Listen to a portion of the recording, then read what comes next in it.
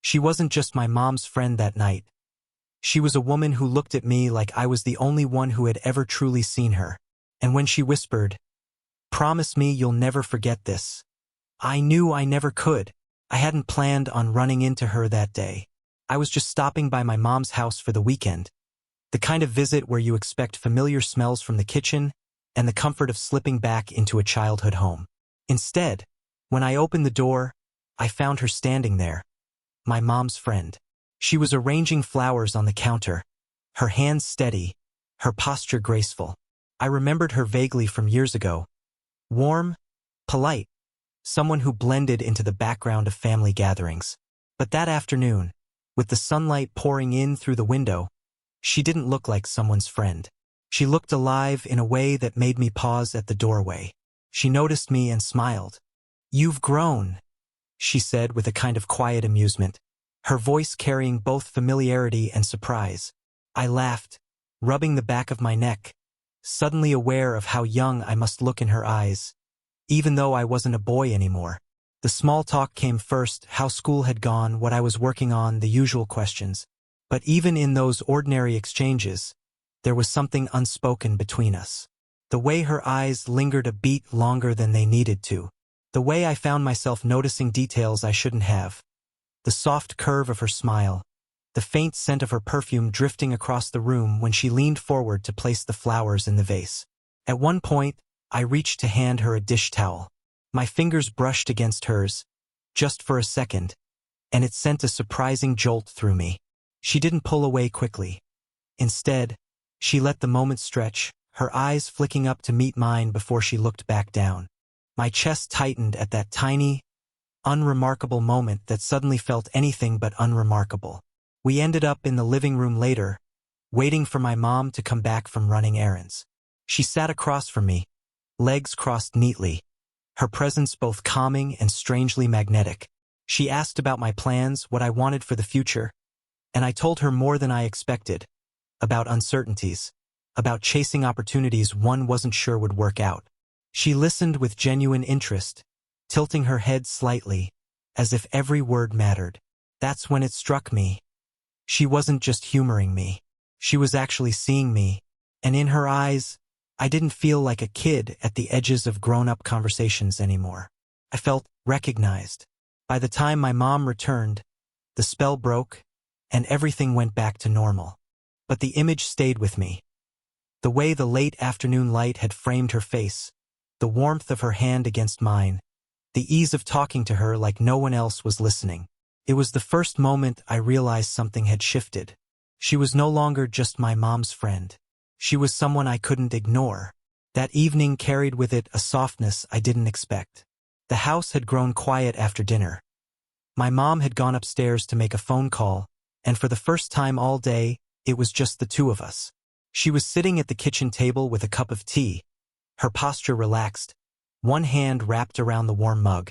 I hesitated before joining her, but she looked up and smiled, gesturing to the chair beside her as if she had been waiting. The silence between us wasn't awkward. In fact, it felt inviting, like a pause in a familiar song. I could hear the faint hum of the refrigerator, the ticking clock on the wall, and outside, cicadas sang against the backdrop of dusk. Everything around us seemed to conspire to make the moment smaller, more intimate.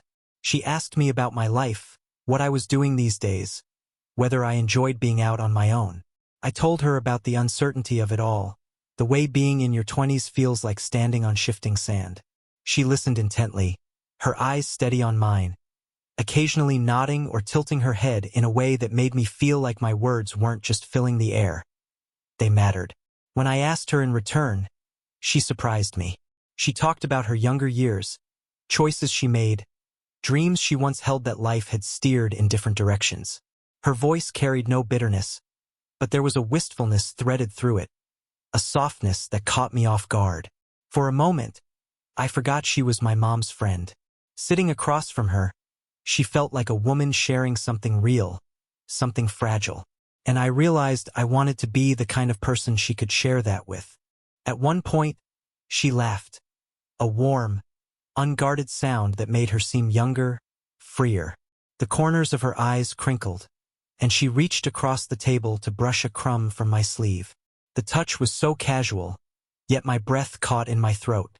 Her fingers lingered a fraction of a second longer than necessary, and then she pulled her hand back slowly, curling it around her mug again.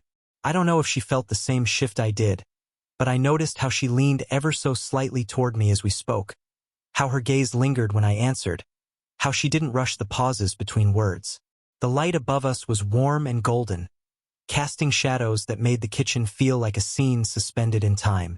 I wanted to memorize it, the quiet of the house, the way her presence made me both nervous and calm at once, the way the night seemed to hush itself to make space for us. When my mom finally came downstairs, the spell broke. She greeted us cheerfully, unaware of the subtle thread connecting us across the table. But as I stood to leave, my knee brushed against hers beneath the table. It was nothing accidental. Yet she didn't move immediately. For the briefest second, she stayed close, her eyes flicking to mine with something I couldn't quite name. It was then I realized something was quietly changing between us, and it was too late to pretend I hadn't noticed. The following afternoon, I found myself alone with her again. My mom had asked her to drop me off at a bookstore downtown. Something simple, practical, but the drive turned into more than either of us expected. The car was quiet at first, filled with the steady hum of the engine and the soft sound of the radio playing an old song I half recognized. I glanced at her as she drove, the way her hands rested confidently on the wheel, her eyes focused but serene. There was a calmness about her that I didn't always feel in myself, and maybe that's why I found myself speaking more honestly than I usually did. I told her about the doubts I'd been carrying, how everyone expected me to have a clear path by now, a career that made sense, a life that looked orderly from the outside. But instead, I felt restless, pulled in too many directions. She didn't interrupt. She didn't offer cliches. She just listened, her brow softening as if she understood. When she finally spoke, her voice was low and steady. "You know, I used to feel that way too," she said. She told me about the years after college, how she thought she had everything mapped out, only to realize life doesn't always honor the plans we make. There was no bitterness in her tone, only reflection, as if she had made peace with the detours her life had taken. Her openness surprised me. She wasn't just my mom's friend anymore. She was someone entrusting me with a piece of herself, something she might not share easily. We parked outside the bookstore, but neither of us moved to get out right away. The air between us felt suspended, charged with something unspoken. She turned in her seat to face me, her eyes searching mine, and for a moment I thought she might stop herself from saying more. But then she continued, "There are choices I made back then. Some I'd do differently if I had the chance." Her voice grew softer, and sometimes I wonder what it would have been like to be braver, to let myself want what I really wanted. The honesty in her words caught me off guard. My chest tightened, not from the weight of her confession, but from the trust she placed in me by saying it aloud. Without thinking, I reached up as a strand of her hair fell across her face. My fingers brushed gently against her temple as I tucked it behind her ear. She didn't flinch. Instead, her eyes held mine, steady and unafraid, as if she was letting me see her in a way no one else had in a long time. For a few seconds, the world outside the car, the cars passing by, the people walking down the street, disappeared. All I could focus on was her nearness, the warmth of her presence, the subtle trembling of her breath when she exhaled. We didn't say anything more. She finally smiled faintly, a smile that carried both gratitude and restraint, before she nodded toward the door. "Go on," she whispered. But as I stepped out of the car, I knew something had shifted again. It wasn't just curiosity anymore. It was connection, real, fragile, and impossible to ignore. The night it happened wasn't planned. My mom had hosted a small gathering, a casual dinner with a few friends. By the time the dishes were cleared and the laughter faded, everyone had gone home except her. She stayed behind to help tidy up, and somehow, when my mom excused herself to head upstairs early, it left the two of us alone in the quiet house. The living room was dim, lit only by a single lamp in the corner. Outside, the neighborhood was hushed, and the faint hum of crickets carried through the open window. She was gathering plates to take into the kitchen when I offered to help. Our hands brushed again as I took one from her, and this time, neither of us laughed it off. We moved slowly, almost deliberately, as if every small action mattered. She placed the last glass on the counter, then leaned against it, exhaling softly. There was a tiredness in her posture, but also something else, something searching. I leaned beside her, close enough to feel the warmth radiating from her shoulder. For a long moment, neither of us spoke. The silence wasn't uncomfortable. It was heavy with unspoken words. Finally, she broke it. "You've changed so much," she murmured, her eyes tracing my face with a softness that unsettled me. "You're not the boy I remember." I swallowed hard, unsure how to respond, but the truth slipped out anyway. "And you're not just my mom's friend anymore." Her breath caught. I saw it, the way her chest rose just a little quicker, the way her fingers tightened against the counter as if she needed to ground herself. Her gaze held mine, steady yet hesitant, like she was testing the edge of something she wasn't sure she should cross. The distance between us felt fragile, a line we both knew existed, but suddenly wanted to erase. I didn't move closer, but I didn't have to. The space between us seemed to shrink all on its own. Her hand, resting idly on the counter, shifted ever so slightly until it brushed against mine. Could have been an accident, but it didn't feel like one. My pulse quickened as I let my fingers rest there, lightly touching hers, waiting for her to pull away. She didn't. The lamp light softened her features, catching the curve of her cheek, the faint glimmer in her eyes. She looked at me with a kind of quiet intensity I'd never felt before, like she was memorizing me, or maybe trying to decide if this moment was real. I wanted to say something, to break the tension, but words felt unnecessary. Everything was being said in the silence, in the way her hand lingered against mine, in the way her lips parted slightly as if she were about to speak but thought better of it. When she finally stepped back, it was gentle, careful, as though she didn't want to sever the moment completely. She smiled faintly, almost ruefully. "It's late," she said softly, her voice carrying both dismissal and reluctance. But as she picked up her bag and walked to the door, she glanced back at me. And in that look, brief, unguarded, impossibly tender, I knew the line between us had already blurred. The next few days carried an invisible weight. Every time I saw her, there was an awareness neither of us acknowledged aloud. At breakfast, with my mom bustling around the kitchen, we exchanged glances that lingered too long. When she laughed at something casual, I caught the way her eyes flicked toward me, and for a heartbeat, the room felt smaller, the air tighter. But beneath it all, there was hesitation. An invisible wall we both seemed to circle but never climb. One evening, she came by to return a casserole dish my mom had lent her. My mother wasn't home yet, so it was just the two of us. She stepped inside, cradling the dish in her hands, and I noticed she seemed restless, her usual composure softened by something she was holding back. We ended up sitting in the living room, the casserole dish set aside, a half-empty teacup on the coffee table. She spoke first, her voice quieter than usual. "I think we need to be careful." The words cut through me. Not because I didn't understand, but because I had been thinking the same thing. "Careful about what?" I asked, though I already knew. She sighed, pressing her fingers against her temple as if weighing every syllable. "About this, whatever's happening between us."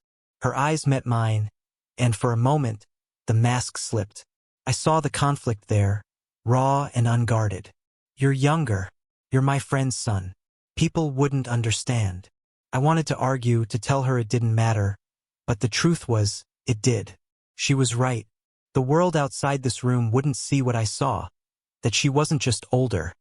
She was remarkable, and the connection between us wasn't defined by age or labels. Still, I leaned forward, my voice low. "But you feel it too, don't you?"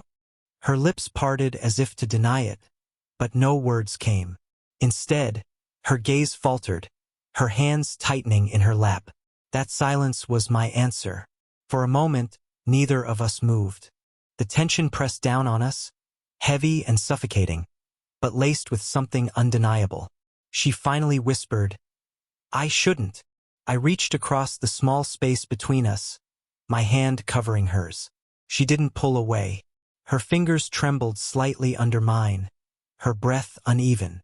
"I know," I said softly, "but I don't want to pretend it's not there."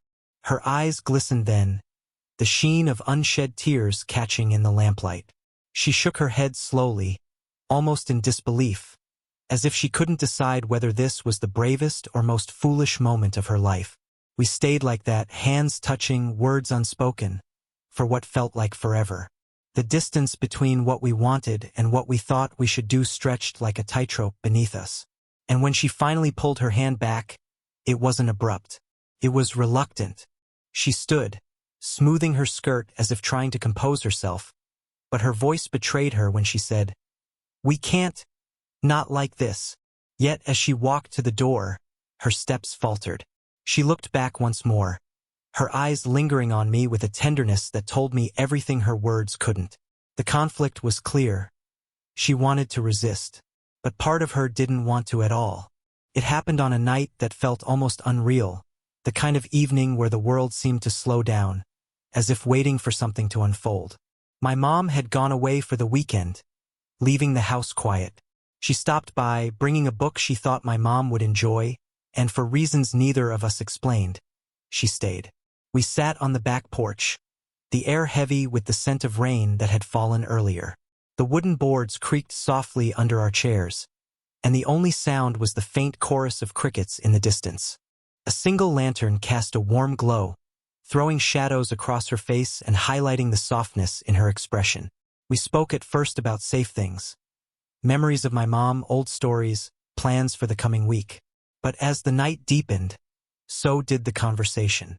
She told me about the ways life had surprised her, the dreams she had quietly set aside, the things she had once wanted but never reached for. Her voice grew hushed, and when she looked at me, I felt as if she wasn't just speaking words. She was handing me pieces of herself, fragile and rare. I found myself leaning in, listening like every detail mattered, because it did. And in the stillness of that night, something inside me shifted. I wanted to be the one who remembered these things for her. I wanted to be the person she could trust not to let them fade. At some point, her hand found mine on the armrest between us.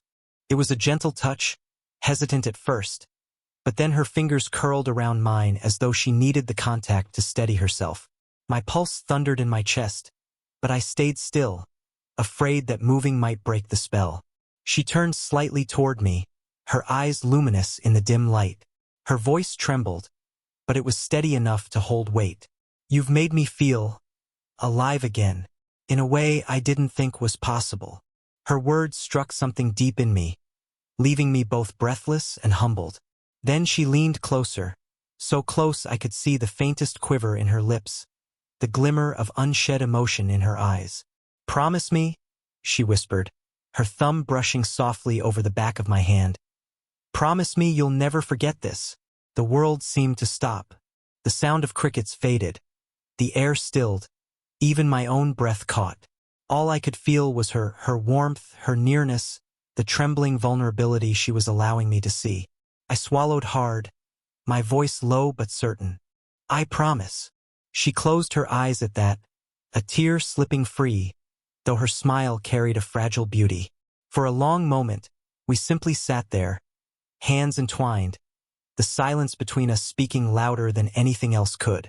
I knew then that no matter what came after, this night would live inside me forever, because she had asked me not just to remember her words, but to remember her.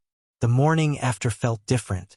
The world was the same trees swaying gently in the breeze, the same light spilling across the kitchen floor, but I wasn't. Something inside me had shifted, and I knew she felt it too. We didn't talk much at breakfast. She poured us both coffee, her hand steady, her expression composed. Yet beneath that calm surface, I could sense the same current that had carried us through the night before. Every glance, every brush of movement between us carried an echo of what we couldn't put into words. When it came time for her to leave, I walked her to the door. The air outside was cool, The sky washed in the pale blue of early morning. She stood there with her bag over her shoulder, hesitating as if she had more to say but couldn't quite give herself permission. Finally, she looked at me, her eyes softer than I had ever seen them. "Last night, it can't happen again," she said, her voice low, almost breaking on the words. The sting of it landed hard, but I understood. She wasn't pushing me away because she didn't feel it. She was doing it because she did. Because she knew what it could mean, the complications, the risks. I nodded, forcing myself to breathe evenly. "I know." Her hand reached for mine then, sudden and desperate, as though she needed me to feel the truth her words couldn't hold. Her fingers laced through mine, her grip firm but trembling. She searched my face, and for that moment, the wall between us dissolved completely. "Don't think it didn't matter," she whispered, "because it did. More than I can say." I wanted to tell her I felt the same, that she had changed me, that she had given me something no one else ever had. But the words caught in my throat. All I could do was hold her hand, memorizing the warmth of it, the way her thumb pressed gently against my skin as if to leave an imprint. When she finally let go, it was reluctant, almost painful. She stepped back, her eyes glistening. "Take care of yourself," she said softly, and then, after a pause, "and remember your promise." I watched her walk down the path to her car, each step carrying her farther from me. She didn't look back until she reached the driver's side. Our eyes met one last time, and in that glance was everything: regret, gratitude, longing, and something I knew I would carry with me forever. The car door closed. The engine started. And then she was gone, the sound of her tires fading into the quiet morning. I stood there for a long time, the weight of her absence pressing against me, but also the undeniable truth of what she had left me with. A moment, a connection, a promise. And as I turned back toward the empty house, I knew she had been right. I would never forget. Not her. Not us. Not the night she asked me to promise. If this story moved you, don't forget to like the video so more people can discover it. Share your thoughts in the comments. I'd love to know what you felt during their final goodbye. And if you want more slow burn romances like this, make sure to subscribe so you don't miss the next story.